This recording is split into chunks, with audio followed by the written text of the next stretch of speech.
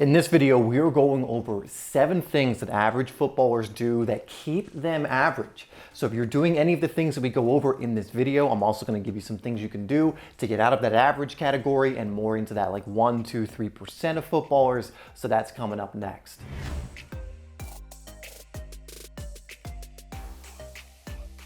I just want to take a moment to thank the sponsor of this video, OneFootball, which is one of the best football apps out there where you can get football news stories, transfer rumors, videos, and so much more. It's one of my favorite apps, one of my favorite football apps, and you can download it for free down below through the link in my description, or if you're on the desktop, you can actually get it through the QR code that you'll see on screen in one of these corners. So I want to say thank you for OneFootball for sponsoring this video. Again, one of the best football apps out there for football enthusiasts. Now let's get into the rest of this video. Before we jump into it, guys, my name is Dave and this is Simplysoccer, where I am creating weekly videos to help you improve your game and stand out on the pitch.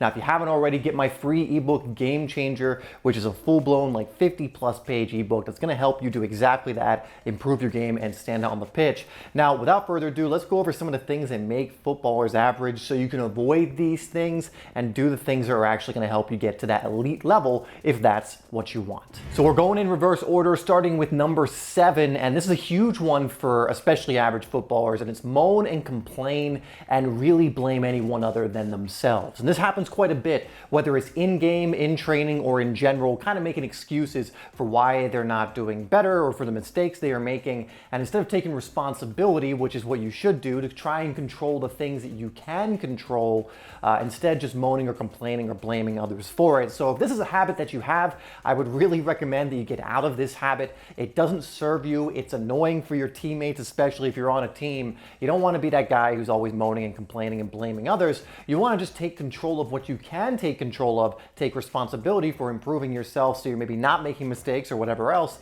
and take it from there. In fact, in the comments below, put "I take responsibility for my growth as a footballer" if that resonates with you. Get that process started. And now let's move on to number 6. Number 6 kind of goes hand in hand with the first one, because if there's someone who complains and doesn't take responsibility, they're probably doing this too, and it's just giving up too easily.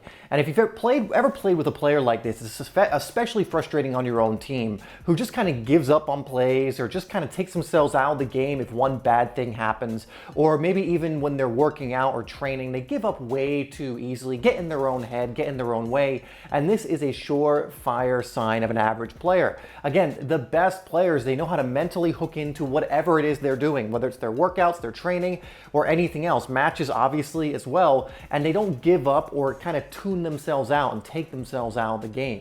If this is a habit you've picked up, it's something you really want to work on, and it's something you can train yourself to move beyond.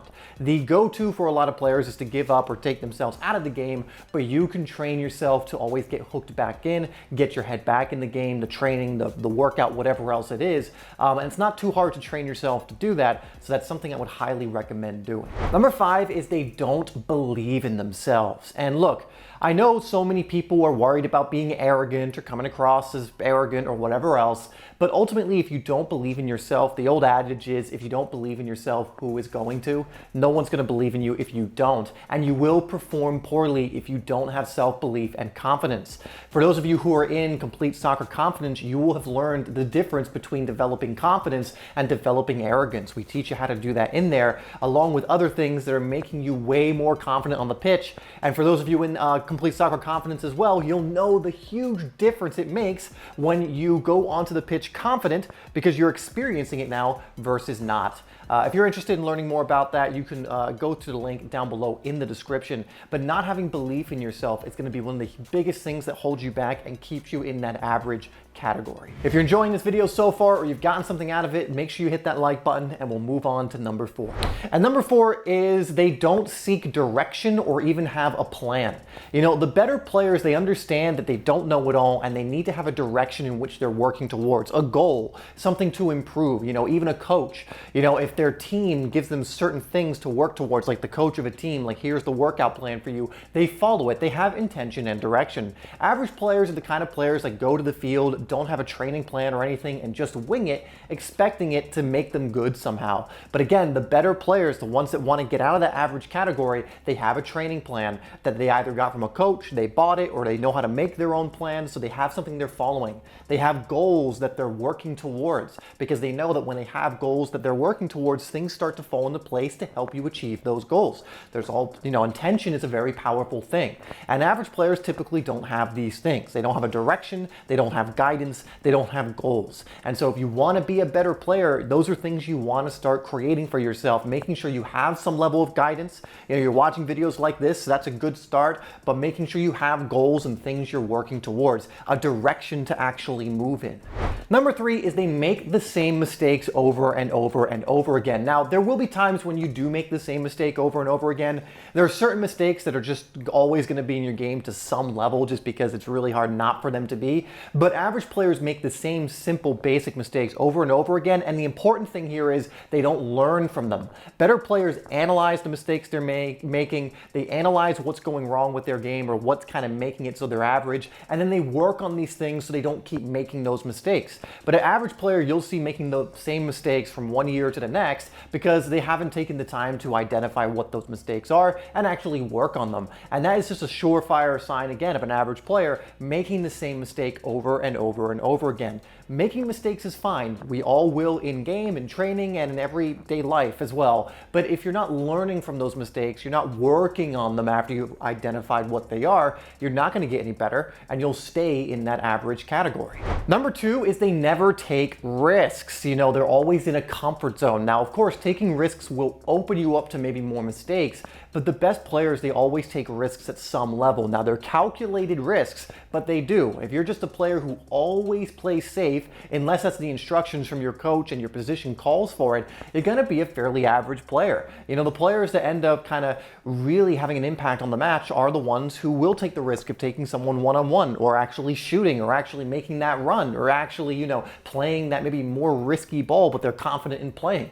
More confident players are more confident also in taking risks. Again, not in a stupid way, not taking, dumb risks or risks every play, but calculated risks. And this is something the best players do. You watch Kevin De Bruyne play, probably one of the smartest footballers and most technically gifted footballers playing today. Most of the time he plays simple, but he also knows when to take that risk, to whip in that dangerous ball, to beat the player and take the shot. And that's a huge difference between players that are, not really standing out and players that are. Number 1 is they are just very inconsistent on all levels with their training, looking after their body, their awareness. If you're inconsistent with really any one category, it's going to make you more average. But for most average players, they're inconsistent with everything, right? And again, that's fine. Like if you're not looking to get to a higher level of football, then you don't have to do anything. There's nothing you have to do. But if your goal is to get to a higher level, you can't be inconsistent with your training and not have guidance with that training. You can't be inconsistent with your eating and be eating whatever you want, eating junk food, not getting it enough even. You can't be inconsistent with your training outside of using the ball. So in the gym, taking care of your body, your sleep, all of these different things, average players will be inconsistent with. Their sleep will be all over the place. Their routines will be all over the place. There's no coherence in a lot of what they're doing, and it's a huge thing that keeps them average. So now that you are aware of 7 things that keep a footballer average, check out this video next, which is actually going to give you 5 habits that will make you a better player. These are 5 habits that the best players absolutely have, so you'll want to develop these things.